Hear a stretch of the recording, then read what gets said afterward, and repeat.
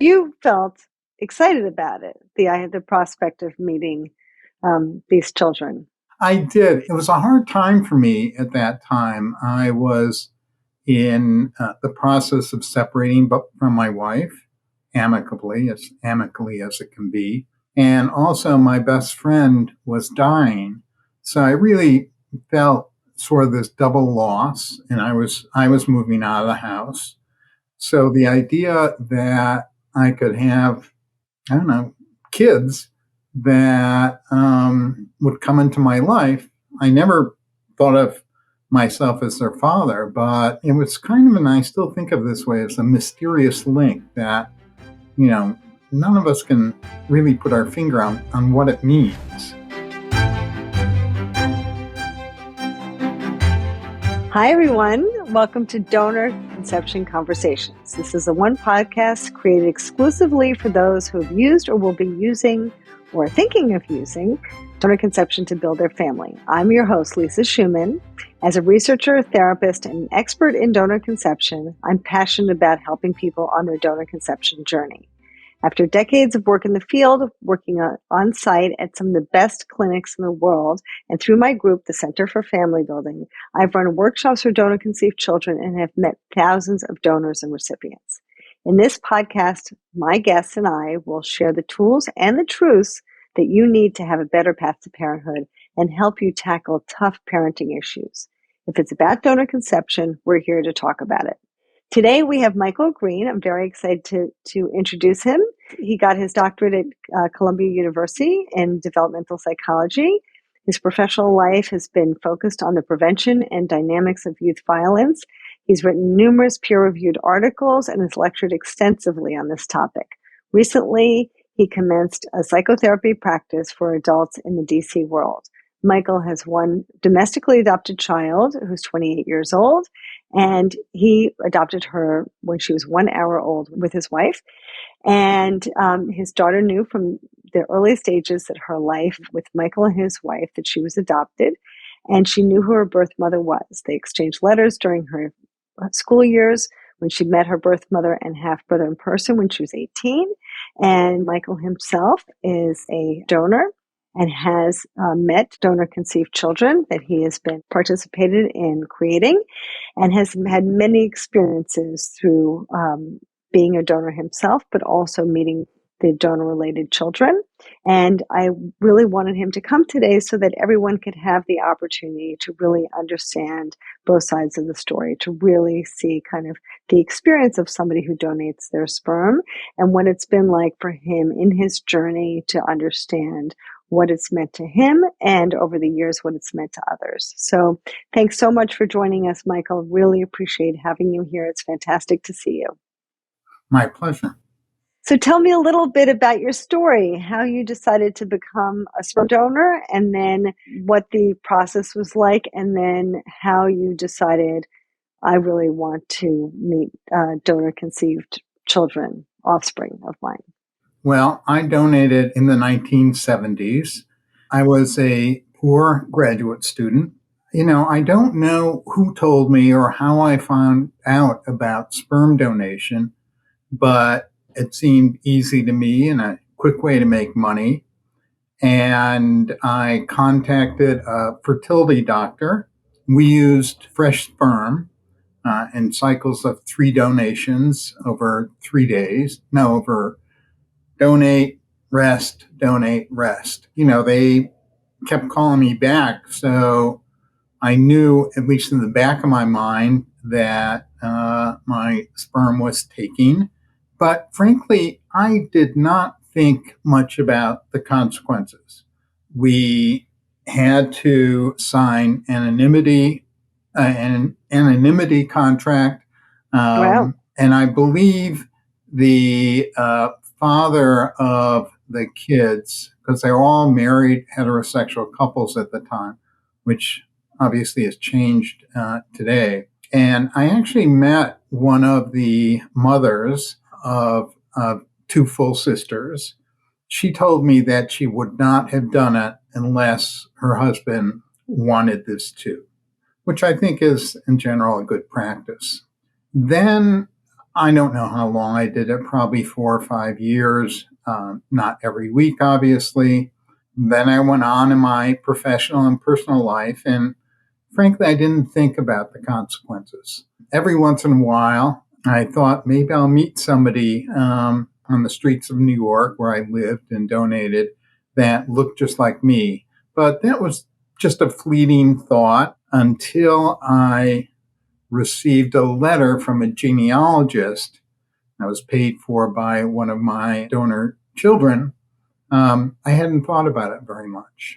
And that makes sense, right? Because when you're a young person kind of pursuing your career, your education, you're really focused on those things. And it's hard to kind of think about the future, right? I mean, most kids, who drive fast or do all sorts of things don't even think about the consequences of that, right? And so it's very natural for a young person not to think of those things. So when did you get to the place where it did occur to you, well, I may have donor related children? Well, it wasn't my decision or insight. In December of 2018, I received a letter from a genealogist. I almost didn't open it because it looked like, we're having a dinner, giving you financial advice and stuff like that. But I did open it. It essentially said that she introduced herself as a genealogist and that she was hired by two clients who are full sisters. And she pointed out, and I know that the kids and their mother, contributed to the letter, and they said they don't want any money. They don't want really, the main thing they want is medical records. And we think that they are your biological children. I was pretty shocked and excited. I remember reading it in the early evening, and I got so excited. I showed my wife and said, "Wow, I may have a family, an additional family." And it's interesting her reaction. She was envious that it looked like I would have a new family. So I called the genealogist back the next day. Obviously, I knew it was possible. And I was, I couldn't figure out how she found me because I'd never given never taken a DNA test. And it was really a circuitous route. She ended up finding a second cousin of mine who was very interested in building a family tree. And he, not donated, he did a DNA test some time ago. And the genealogist reached out to him. His name was Robert, and basically asked if he knew anybody in the family who was in New York in the 1970s, was a graduate or medical student, because that's basically all they took at that time, and was the right age, usually in the 20s. And I was the only one he could figure out who met all those criteria. So they deduced that maybe me, and it was. Wow, that's amazing. You felt excited about it, the prospect of meeting these children. I did. It was a hard time for me at that time. I was in the process of separating from my wife, as amicably as it can be. And also, my best friend was dying. So I really felt sort of this double loss, and I was moving out of the house. So the idea that I could have, I don't know, kids that would come into my life, I never thought of myself as their father, but it was kind of, and I still think of this way, as a mysterious link that, none of us can really put our finger on what it means. So I called the genealogist back, and she said, would you be willing to take a paternity test? And I said, yes. And then she said, one of the sisters, would be interested in exchanging emails with you. And I said, sure, that's fine. And she did. And we kind of got to know each other just a little bit. I don't know who suggested this, but one of us suggested we meet. And it turns out that one of the sisters lived a half a mile from me. which was Wow. amazing because I probably passed her in the grocery store. I live in New Jersey, northern New Jersey. Yeah. The other one lives out of town. And so we arranged to meet on a Friday. So I drove over there and, I think we were all a bit nervous. And there they were as they opened the door.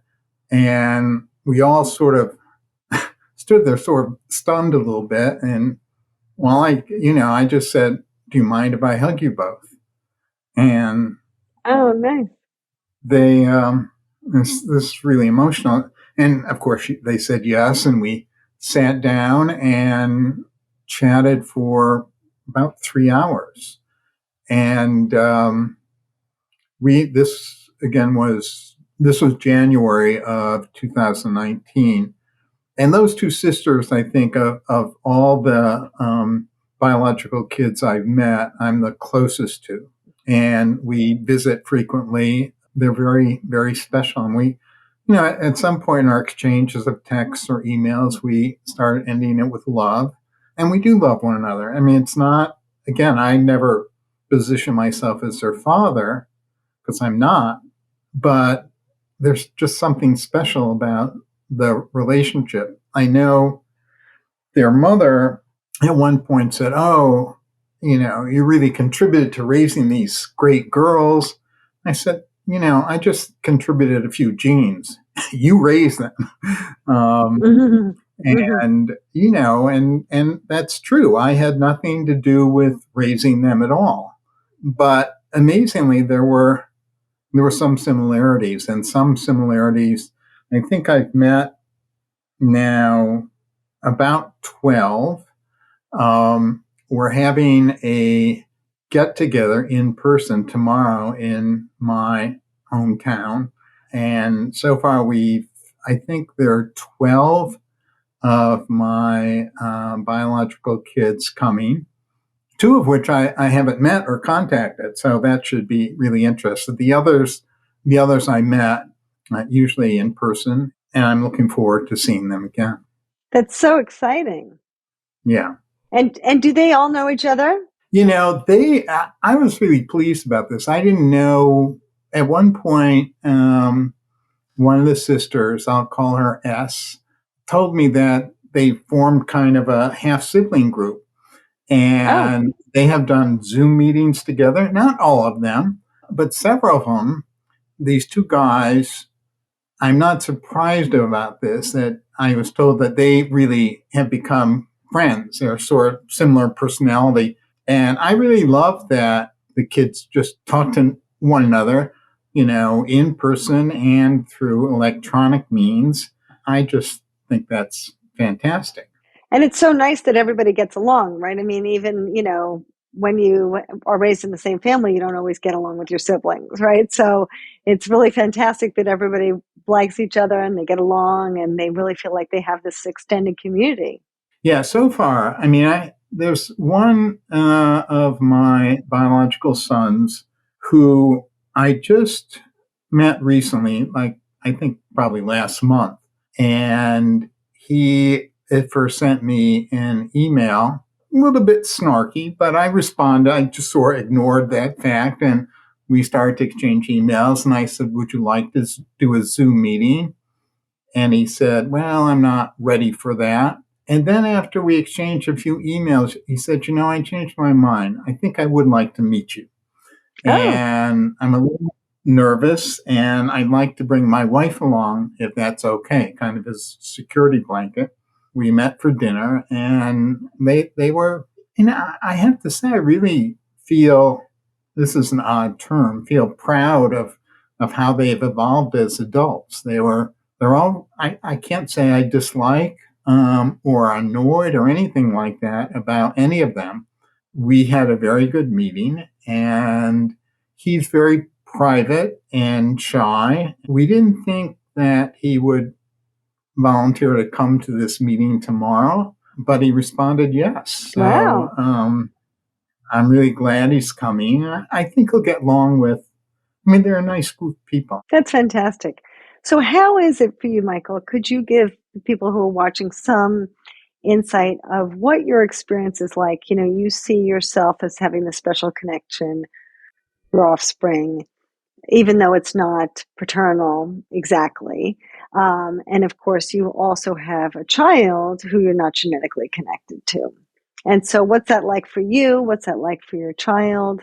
My child, who, as you mentioned, is 28 years old, we met him when he was 1 hour old. He eventually announced that he was trans, so I try to use the proper pronouns of she. She had some real major psychiatric problems. I think the hardest thing I've ever done in my life is have to call the police and to take him to the local psychiatric unit of our local hospital. There wasn't any way. He was just so out of control. We got through that. We ended up sending her to 5 residential facilities. Wow. She's much better now. She lives with her partner, a male. She's still frightened or too anxious about getting a job. She's in therapy with a very good therapist. We have a wonderful relationship.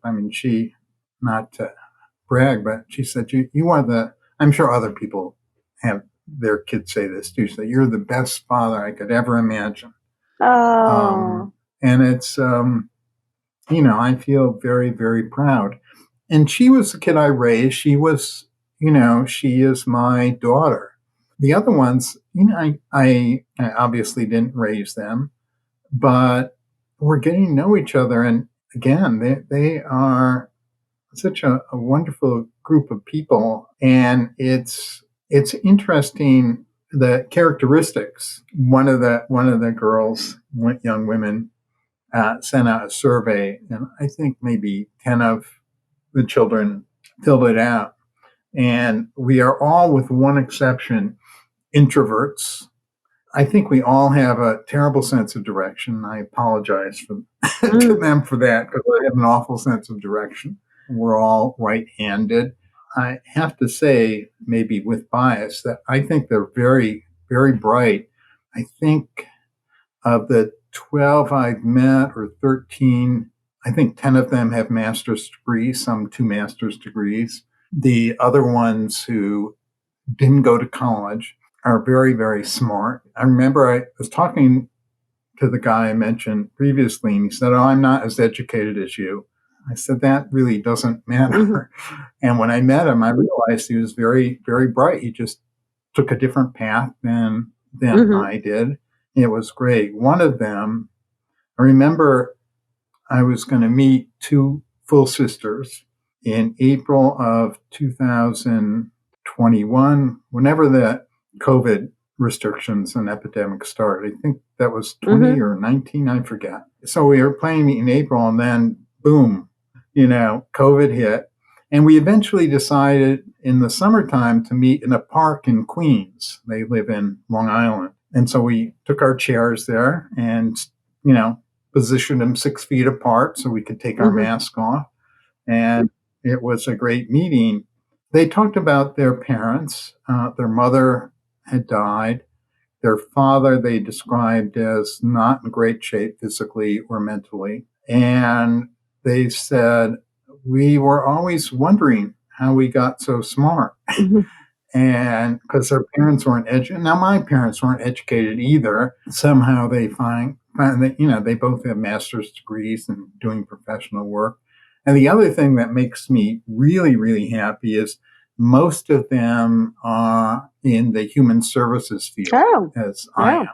A lot of teachers, an art therapist, and or artists.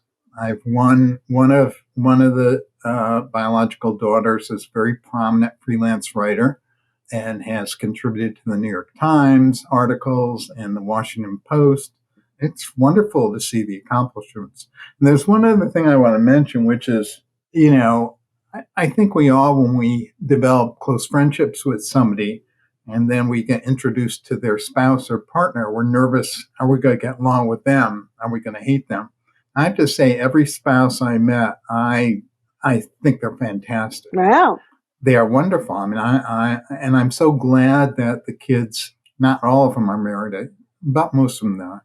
but they made really good choices. They are fantastic.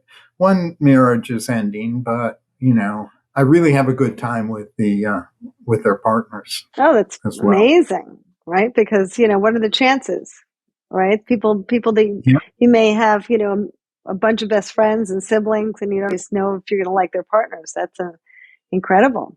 So, Michael, what happened with your daughter? Does she have an opinion about you reaching out to all of these children? She knows about them, and early on, I had four of the biological kids with their families over in the summer of 2021. I'm not sure, maybe 2022.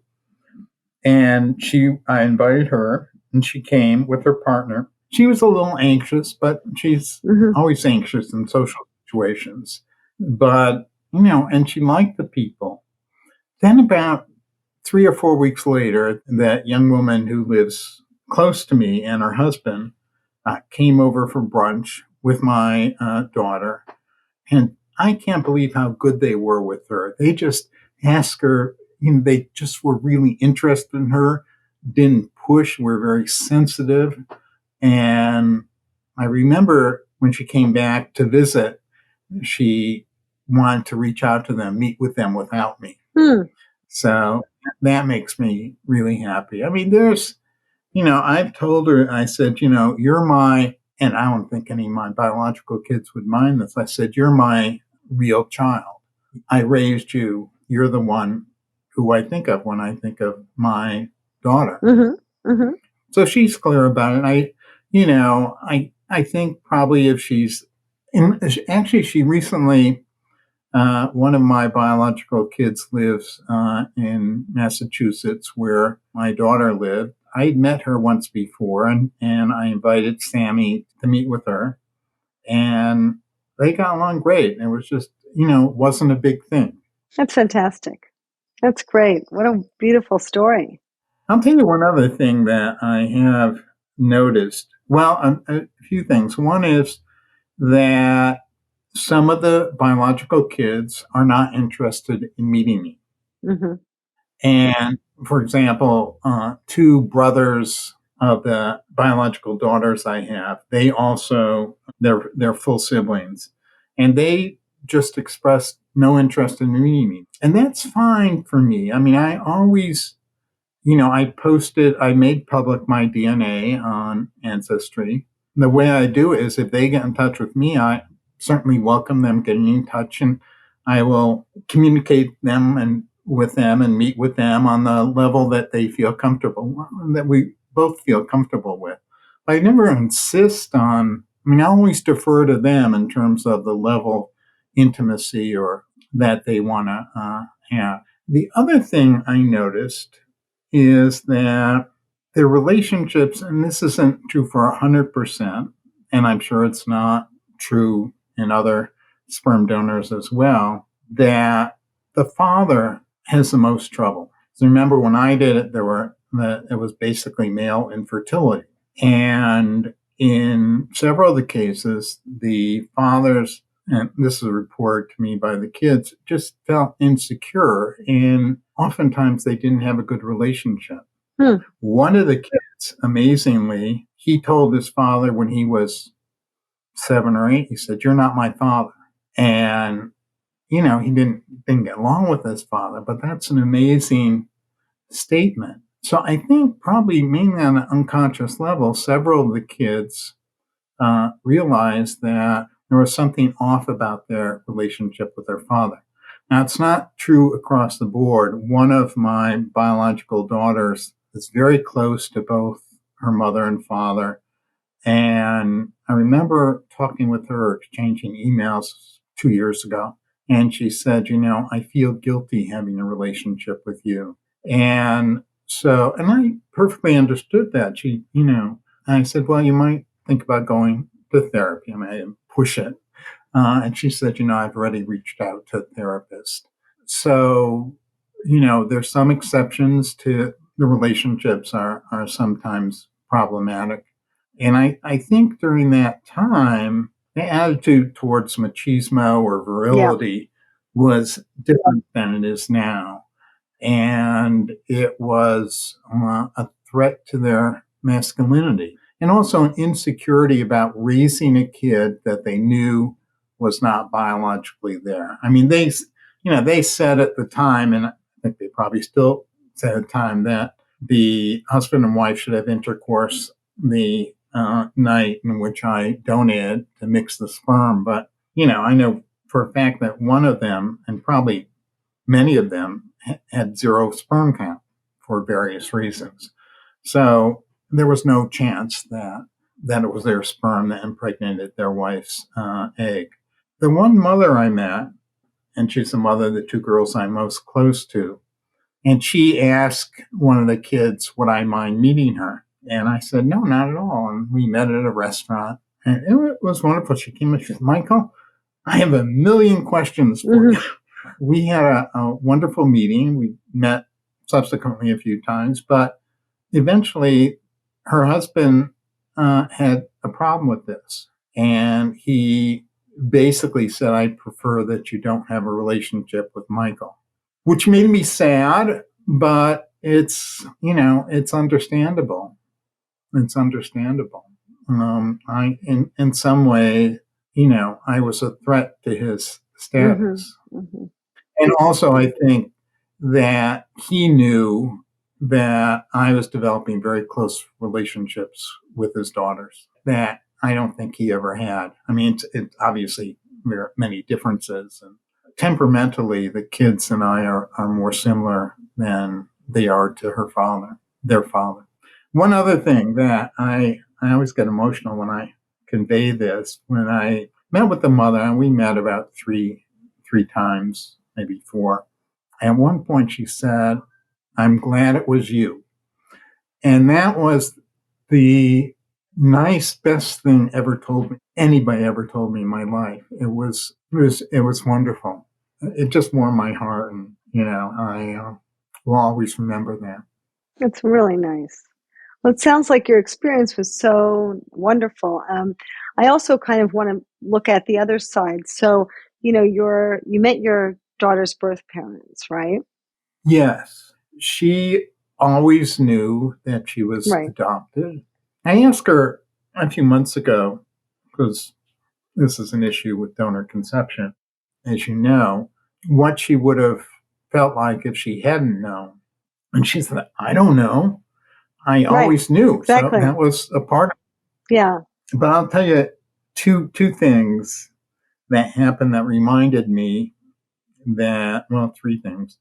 One, I think she was about 10 years old or something like that. And she was reflecting on her biological mom, or birth mom. Said she gave me up when I was this big.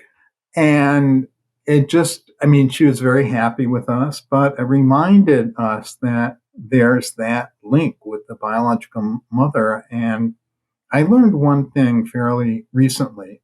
I told her, my daughter, that her birth mom gave her up out of love because she was not prepared to raise her. She didn't have the resources. Her husband said that he would leave her if she kept the kid.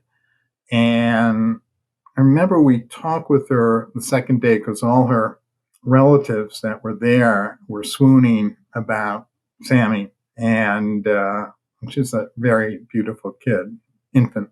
So we went to see her birth mom and said, are you sure you want to, we know that, your mother and father and one of your sons really want you to keep him. And she said, you don't know me, but once I make up my mind, that's it. I know you'll give her what she needs, and I don't have it. So at one point, and I think several times, we told Sammy she gave you as out of love. And that it's not a good thing to say because they still feel abandoned. I think it's important to respond and acknowledge that they feel that way rather than say, oh, your birth mom gave you up out of love. You have to recognize that as an adopted father. And at one point, I'll tell you this one other funny story. At one point, She's about 12 or 13. She's a very talkative kid, very smart. And she told my wife, she said, "You kidnapped me." And my wife said, "What? What do you mean?" "You kidnapped me." And she said, "I'm going to see my lawyer." And our neighbor next door was a lawyer.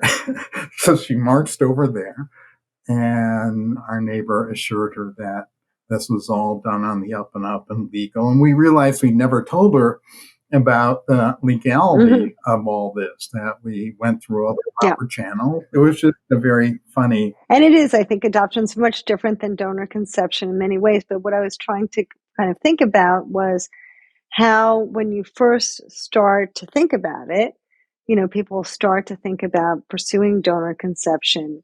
They may have this vision that I'm afraid I might not connect with my child. I might not feel like I'm the parent of that child.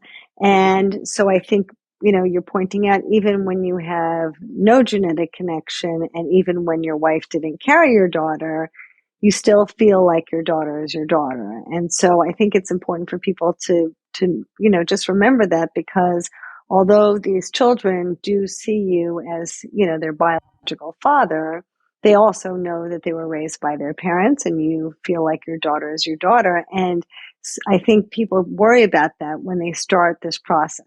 Yeah. I mean, unfortunately, with my adopted daughter, after she met her birth mom and half brother, they were a bit nuts, to tell you the truth. And they were saying crazy things. I'm not going to go into that, but hurtful and crazy things, not intentionally, just because that's who they are. They were just off base. And they were, at many points, very addicted to drugs. Her biological father was a lifelong meth addict. And finally, our daughter said, I'm not going to have any contact with them. It's just not good for me.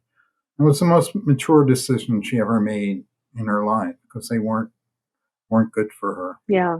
And everyone has to make those decisions. I have 3 adopted children. They all have very different relationships with their birth parents. Their stories are all very different. And just like you said, you have some bio children who really want to connect with you, and others who don't, right? And so I think it's so important for everybody to know that everybody has their own path, and you have to respect whatever your path is and whatever your feelings are about your genetics. But just because you don't share genetics doesn't mean you can't be a parent. I think that's really important. Yeah, I think that's both true. And those individual differences are really important to respect. I mean, I get annoyed when somebody outside this realm who hasn't adopted or hasn't had donor kids may express an opinion, gee, the kids should all be this way or that way, or aren't you hurt when your biological kids don't want to meet you? I said, no, they're individuals, and that's perfectly fine. And I know adoptive folks who are my age, one in particular, she never had any interest in tracking down her birth parents. Great parents and adoptive parents, and that's okay. And I think that's an important message for all people, whatever they're a biological kid, if they're adopted kid. I think that one thing that's important in adoption, and I'm sure you know this, is you never waver in being their father and loving them. And I have one friend who adopted, and also a troublesome kid. Actually, we found out that they went to one of the same residential facilities for troubled kids. And at one point, she told me, it took a while to acknowledge this, they were getting into an argument, and the kid said, "I wish you never adopted me." And she blurted out, "Yeah, I wish I never adopted you as well." You can't say, I mean, she felt very bad and guilty, and realized after she said it that you can't say that. We all have those moments. It's not going to be We good. all have those feelings, but saying it's a different story. Yeah. Yeah, it's not. Yeah, you have those feelings. Anybody who's had a teenager has to, had those feelings. Right. Absolutely. Yeah. That's a one no-no, I would say, in terms of adoptive parents. All right, Michael, we do need to wind down in a moment, but I'm wondering if you have any advice or thoughts that we haven't talked about, things that you'd like to share with prospective recipients of donor eggs or donor sperm or donor embryos, and any advice you would give them. I would call them best practices. And this is not my own opinion. Other people have suggested this, and there's been a bit of research. I think that it's really important for the parents of the kids to tell their kids Mm-hmm. about their Yeah. origins. And there's lots of books that can help parents Mm-hmm. do this. Kids who find out late, and all of my kids did, mainly around 40, it really shocks their sense of identity. It can be very harrowing and traumatic. So I would really advise people who have donor conceived children to tell their kids from the beginning. They won't hate you, they won't be any more distant. We do that with Yep. adoptive kids, and we've learned it's the best practice. I think there also need to be limits on the number of donor kids you have. We think I have about 20, and that's at the high end, I think, because it's hard to have relationships with every one of them. And, it gets overwhelming to have so many Yeah. half siblings. And we've all heard stories about, people having 100, Yeah. 150 200. kids. Yeah. And that really should not be. And I think that, and there's some legislation in some countries about this, for example, in Australia, where the donors are required to give information and be available to meet when the kid turns Mm-hmm. 18. I'm actually in probably the first ever sperm donor support group that I know of. One of the guys who are younger than me donated to a lesbian couple. He knew one of the women, and they liked him, and he contributed the sperm, and eventually, maybe I think 3 years later, the other one did too. And he's what we call a known donor. He plays with the kids. I've seen some photographs of him with the kids, and they're wonderful. And at this point, they call him their uncle. And I think that's fine too. I mean, if people want to do that, that's not harmful. We always think that, God, there's something not right about this. And I know that right when I was donating, 100% of the recipients were married heterosexual couples, and now the stats I've seen is 60% Mm-hmm. gay and lesbian. Well, lesbian for sperm donors, and single women make up another 20%. So the scene has changed. There are frozen sperm banks instead of fresh sperm. But I think the basics of limiting the number of biological kids you have, to talking with them at the beginning, to do some screening of the donors. Now, I'll just say one thing about that. I thought a lot about that in terms of the level of screening. And, there's some connection with the eugenics movement and sperm donation historically. Some people have suggested we screen for genetic diseases. I read that there are 7,000 single gene diseases. We can't screen for all of them. And, it's almost, there was one fellow, and you probably know more about this than I do, who wanted geniuses to contribute, only genius men to contribute sperm. And that is really bordering on, I would say it is eugenics. It's fine to match on physical characteristics and make sure somebody doesn't have venereal disease and, maybe major illnesses like early heart attacks and things like that. And that should be the decision of the recipients. So Okay. those are the kinds of best practices I think, we need to move towards. That's great. Well, there's a lot to talk about there too, so we'll have to have you back on, Michael. I really appreciate you coming, and we will dive into those things next time because there's a lot to talk about there too. So, can you let everybody know how to reach you on social media or a website? Yeah, I'm on Facebook, Michael B. Greene. All you have to do is invite me and tell me you're part of this world, and I will certainly respond to you. I'll give you my email. I am working with, just starting a practice with adult donor conceived people. So it could be donors, it could be recipients, but I only work with adults. So I'll give you my email. It's mpecounseling@gmail.com. For people who don't know, MPE is the name we give to misattributed parentage or misattributed parental experience, sometimes called NP. So mine is mpecounseling@gmail.com. Great. And if folks have any other questions about anything I've said, I'd be glad to engage them. Well, thank you. I really appreciate that. And I'm sure the listeners appreciate it too. And we'll definitely stay in touch, Michael. Thank you so much for coming. Okay. Thank you, Lisa. Thank you. And for everyone out there, I am also happy to be in touch, and you can access a lot of books on our website at familybuilding.net. We also have a lot of videos there for you to take a look at. There's a lot of information, so feel free to reach out to us and subscribe to this podcast so we can keep getting the good word out. Thank you so much for joining us today. Thank you, Michael. Thank you, Lisa.